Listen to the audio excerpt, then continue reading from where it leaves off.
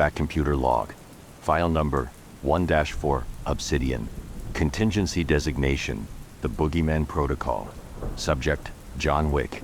Born Jardani Jovonovich. Operational alias, the Boogeyman. Threat classification, Sigma critical. Category, man. He is not a god. He does not bend reality or shatter continents. He does something more dangerous. He walks into rooms that should be impossible to survive, and he walks out the other side leaving nothing behind him but silence and bodies. No powers. No enhancements. No compound V running through his bloodstream. Just a man so completely optimized for lethality that the distinction between him and a weapon stopped being meaningful a long time ago. I have files on gods. I have files on monsters. This is the file I keep for men who have decided to become something worse than both. Threat level, Sigma critical. Not because he can destroy a city.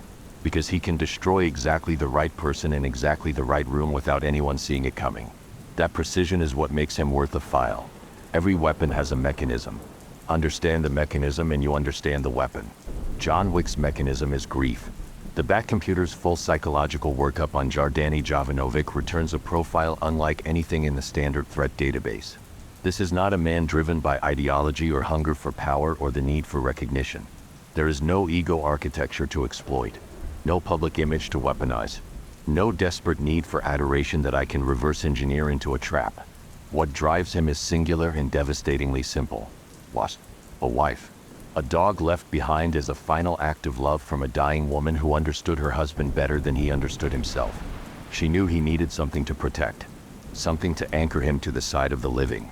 When that anchor was taken from him, the man who had spent years building a wall between Jardani Jovonovich and John Wick watched that wall come down in a single night. This is the paradox he presents. The grief that activates him also focuses him. Pushing on it does not destabilize him. It sharpens him. Conventional psychological disruption, the tools I would use against a target whose ego requires constant maintenance, would be counterproductive here. Manufactured provocation accelerates his operational clarity rather than degrading it. The weakness is not the grief. The weakness is the moment after the mission. The silence that follows when the purpose has been completed and there is nothing left to protect. That is the window. 11 seconds of recalibration between the end of one directive and the beginning of the next. 11 seconds is more than enough. Preparation began 9 weeks before projected engagement. The Continental Hotel Network, a sovereign infrastructure operating outside every conventional legal framework, runs on an encrypted internal communication system that has never been successfully breached from the outside. I breached it in 4 minutes and 17 seconds using a layered neural intrusion protocol developed originally to access LexCorp black sites. From their records, I extracted John Wick's complete operational history, movement patterns, preferred engagement distances, weapons selection logic, physical injury catalog, 17 documented fractures, 4 incomplete recoveries, a cervical spine compression from a fall that should have ended his career and instead became another data point his nervous system absorbed and adapted around. The man heals with the same efficiency he kills. I counted for that. The Batcomputer modeled 2.3 million engagement scenarios using his documented behavioral data. In 94.7% of them, direct confrontation without environmental control results in unacceptable variables. He is most dangerous in the first 40 seconds of contact when his tactical pattern recognition is processing the fastest.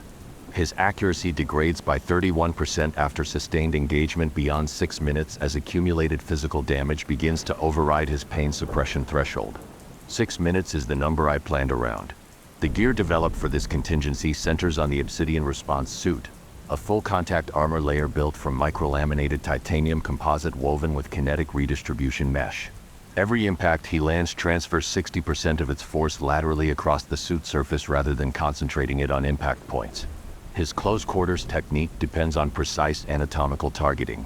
The suit makes his precision work against him by dispersing exactly what he is trying to focus. Additionally, EMP-threaded glove contacts capable of disrupting the firing mechanisms of any conventional firearm within a 0.3 meter radius for exactly 8 seconds per discharge. Not a permanent solution. A tempo control device. In close quarters, 8 seconds of weapon disruption restructures the entire geometry of an engagement. Direct confrontation is always the last option. John Wick operates within a code. A structured underworld economy built on markers. Debts of honor that cannot be refused without consequences that cascade through his entire professional network. The continental system of obligations is not just social infrastructure. It is a behavioral control mechanism. I forged a marker. Using authentication protocols extracted from the Continental database, I constructed a debt instrument in his name, credible enough to pass 3 levels of internal verification, directing him to a pre-designated neutral location for what the document frames as an outstanding obligation settlement. He follows the code.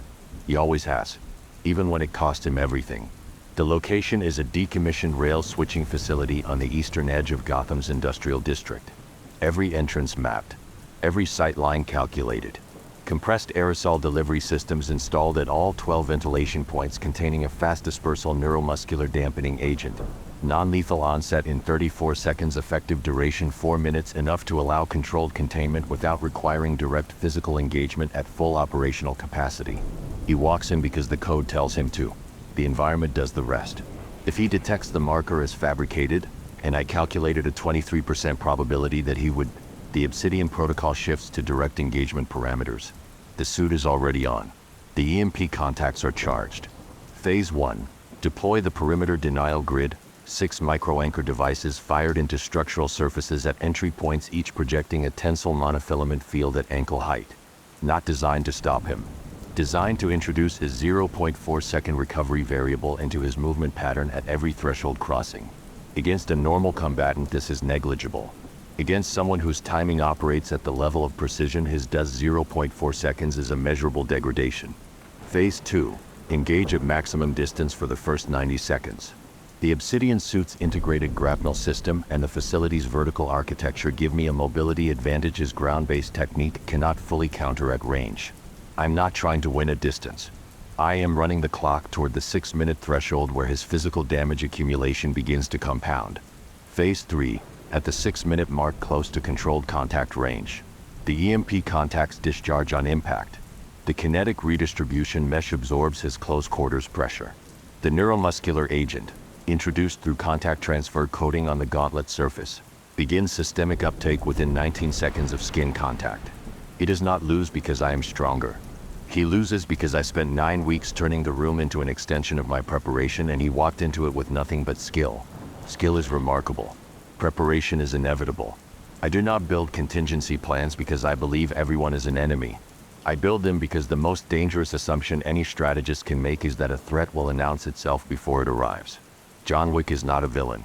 He is a man the world turned into a precision instrument of consequence and then acted surprised when the instrument refused to be put down.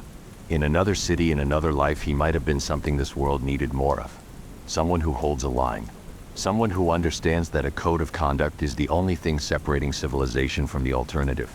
But a man with his capability operating outside any framework I can predict or influence is a variable I cannot leave unaddressed.